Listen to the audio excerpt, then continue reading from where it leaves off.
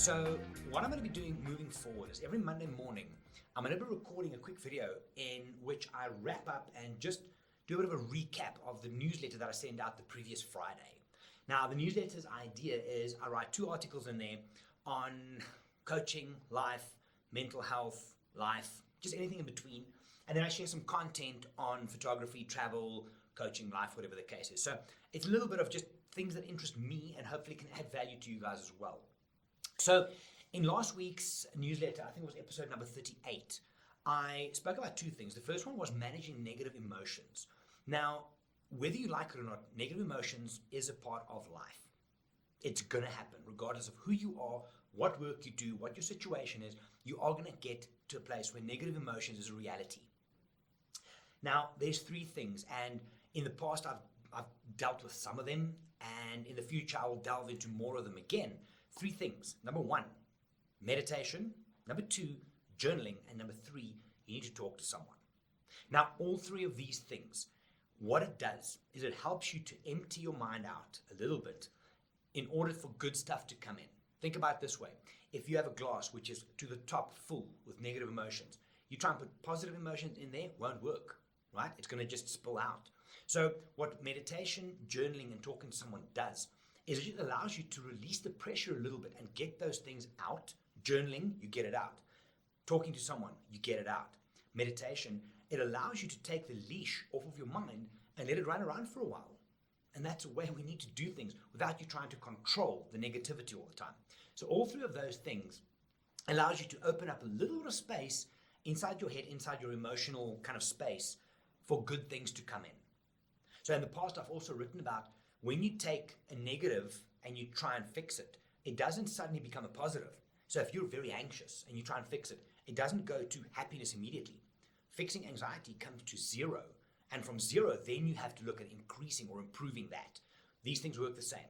So this is just a way, 3 ways in which you can manage your negative emotions and just try and do something about it. Okay, the next one that I wrote about in last week's newsletter was toxic positivity. Now, this is an interesting thing, and I'm not even going to talk about social media for now. You can read the newsletter. I'll put the link in the description down here. But toxic positivity, it's an overgeneralization of happiness, that you are forced to be happy, whether you do it yourself or someone in a workplace, on social media, at home, at school does that to you. Now, what it does is if you enforce toxic positivity onto someone, you are denying them their subjective experience. You are denying them and I'm going to say this, the privilege of having negative emotions and dealing with it. Wrestling with negative emotions is a part of being human. It's a part of growing as a human. And by forcing down toxic positivity onto someone else, you're robbing them of that because they feel they can't show what they feel. They can't do what they want to do because they've been forced. I have to be happy. Now, some of the phrases that I'll mention, don't be so negative. Failure is not an option. Just get over it. It is what it is. You have so much to be happy for. Don't be so sensitive. All of those phrases we need to look at, because if you're saying that to someone all the time, how are they perceiving it? Or is it you just saying, I'm not going to deal with this, just be happy? It's toxic. Toxic positivity can very easily go over into positive toxicity in an environment or in your own head. So those are the 2 things which I wrote about in last week's newsletter. And then there's a few pieces of content and stuff as well. I also start off by just sharing how I feel about running. I hate it. I run like a brick, but that's why I'm doing it.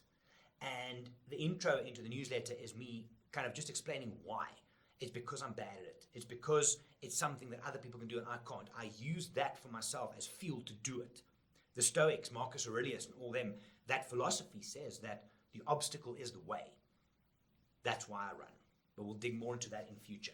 Anyway, if you would like to read last week's newsletter, the link is in the description down there, or you can also sign up from the same link that I'm going to share down there. Thanks for watching. I will be back next Monday with another recap of the newsletter, and that's about it for now. Have a good day. Stay safe. Don't forget to be awesome. I'll chat to you next time.